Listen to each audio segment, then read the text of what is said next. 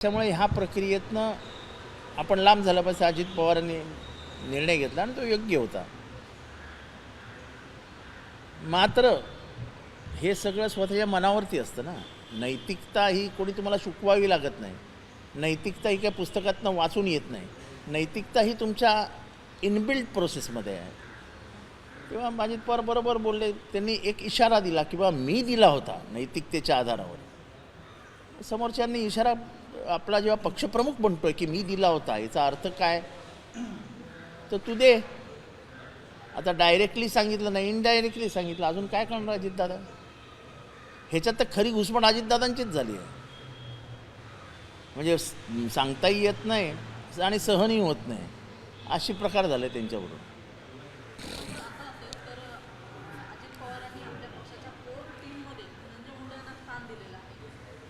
असं आहे की चालतं ते, त्याला काय करायचं.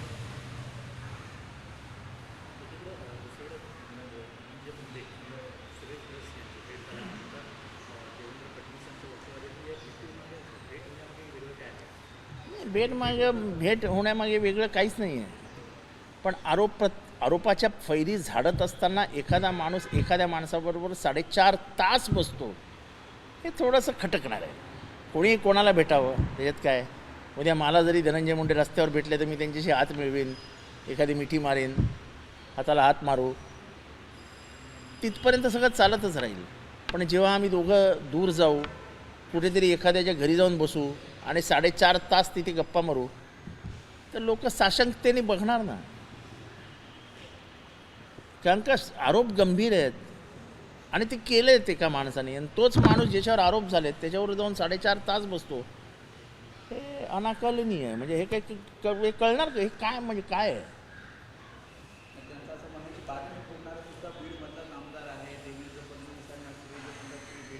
असं आहे की कोणी फोडली, काय फोडली, बातमी फोडली. तुम्ही भेटलात की नाही हे महत्त्वाचं आहे. हो, तुम्ही भेटला नसता तर बातमीच फुटली नसती. बातमी फोडायला बातमीच नव्हती. आता तुम्ही भेटलात, अरे भेटला, बातमी फुटली is not important. Important is की तुम्ही भेटलात. तुम्हाला दुःख काय आहे की आमची गुप्त बातमी बैठक होती, ती फुटली कशी? मध्ये फुटली ती यांनी सांगितलं बावनकुळेंनी फोडली. मग बावनकुळेंचं नाव घ्या ना.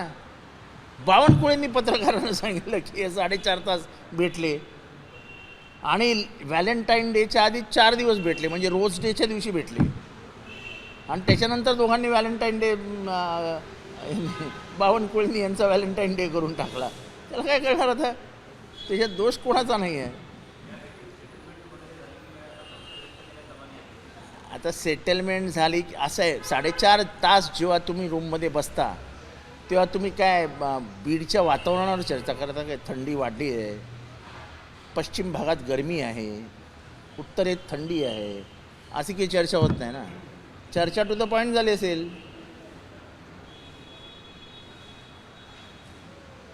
जसं मी म्हटलं की दोघांनी म्हणजे एक गाणं म्हटलं असेल, हम और तुम थे साथी अभी है कल की बात, आज सफर में तुमने छोड़ दिया मेरा साथ, असं धनंजय मुंडे म्हणाले असतील त्यांना.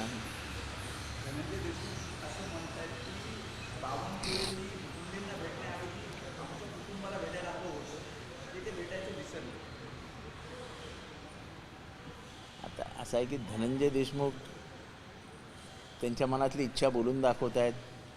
त्याच्याबद्दल मी काही त्याच्यावरती मत नोंदवणं कुठेही उचित नाही. मला त्यांचं मत आहे. सुरेश धसचा वापर जरांगेंचं महत्त्व कमी करण्यासाठी. बघा, सुरेश धस हे चांगले वक्ते आहेत. सुरेश धस हे एखाद्या मोठ्या जनसमुदायाला खिळवून ठेवू शकतात.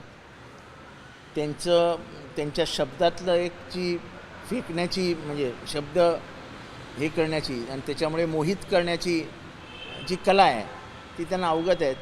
ते सगळं जरांगेंपाशी नाही आहे. जरांगेंपाशी काय आहे तर कमिटमेंट आहे. समाजाच्या प्रती असलेल्या त्यांच्या प्रामाणिक भावना त्यांच्या चेहऱ्यावर दिसत असतात. पण ह्या सगळ्याला छेद देण्यासाठी धस आले आणि धस गेले. कारण का आता कोणीही तुम्ही एकदा ज्या शत्रू म्हणजे ज्याला तुम्ही शत्रू मानून त्याच्यावर हल्ला करत होतात त्याच शत्रूबरोबर जेव्हा तुम्ही 4.5 तास बसता तेव्हा तुमच्या युद्धातली सगळी दाहकता तीव्रता संपते. तुमच्या युद्धाचं शस्त्रच बोथड झालं. एक तर त्यांनी एक ते आणि दुसरं ते सोमनाथ सूर्यवंशीच्या बाबतीत बोलताना सांगितलं माफ करून टाका. अरे पोटचा गोळा गेला आहे रे त्या आईचा पोटचा गोळा गेला आहे. कुठल्या तोंडाने आपण त्या आईला सांगायचं आई माफ करून टाक. आणि त्या आईने उत्तर दिलं ना तरी आईने अजून काहीच सांगितलं नाही. आई जेव्हा खरं सगळं सांगेल तेव्हा अख्ख्या महाराष्ट्राच्या काटे उभे राहतील.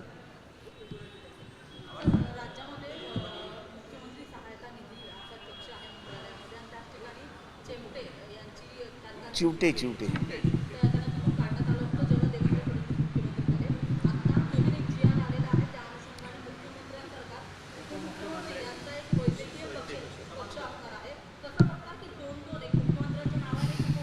चला बरं आहे, महाराष्ट्राचं भलं होईल. चांगल्या अजून एक उपमुख्यमंत्र्यांनी मदत कक्ष उभा राहावा जेणेकरून महाराष्ट्राच्या गोरगरीब माणसांना वैद्यकीय मदत व्हायला सोपं जाईल. पैसे आहेत भरपूर सगळ्यांकडेच. त्या सगळ्या पैशाचा वापर करावा त्यांनी महाराष्ट्राच्या भल्यासाठी करावा. मला तर आनंद वाटतो आहे की अजून 4 मदतीचे कक्ष उभे करावेत. पैशाचा पाऊस पाडावा. काय वाईट आहे? नाही मला त्यांच्याबद्दल काय माहिती.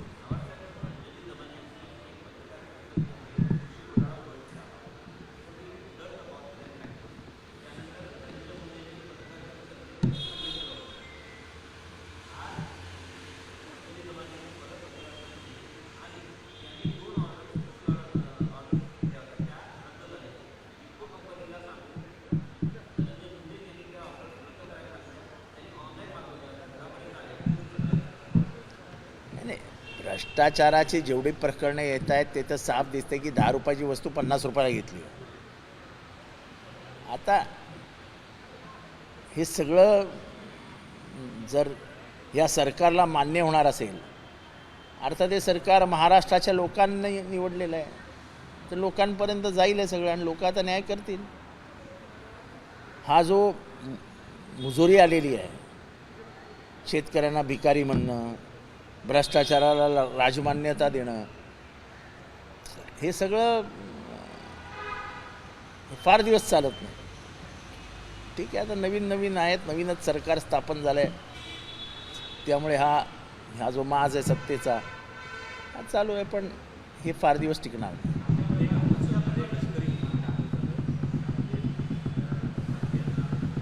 भारतीयांना बेड्या घालून एका विमानात बसवून त्यांना शौचालयही जाता येत नाही कुठल्याही लघुशंका करायला जाता येत नाही.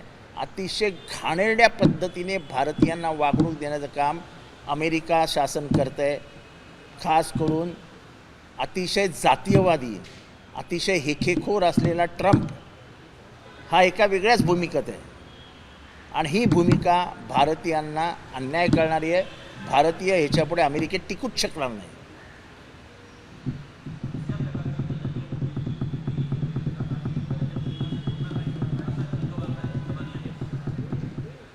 सोडणार नाही वगैरे मला माहीत नाही त्या काय बोलल्या आहेत.